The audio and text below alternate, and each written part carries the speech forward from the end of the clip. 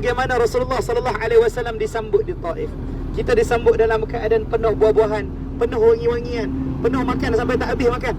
Tetapi Rasulullah sallallahu alaihi wasallam ketika mana di Taif pun Nabi disambut dalam keadaan yang hina. Kan? Ibu-ibu yang sekalian, bila mana Rasulullah sallallahu alaihi wasallam berada di Mekah, kan? Bila mana hilangnya bapa saudara Rasulullah sallallahu alaihi wasallam, perginya seorang demi seorang orang yang membela Rasulullah sallallahu alaihi wasallam, maka time itulah pok-pok Quraisy apa semua dia berbincang, dia berkata, "Ni, aku nak mai semua kampung-kampung berkumpul.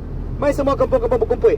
Sebelum ni setiap kali bila mana kita kata nak bunuh Rasulullah sallallahu alaihi wasallam je, seorang mai 10 orang. Tapi yang nak berperang seorang dua orang je. Yang lain tu semua sembang je. Tapi hari ni aku tak nak seorang pun tak terlibat dalam peperangan nak membunuh Rasulullah sallallahu alaihi wasallam.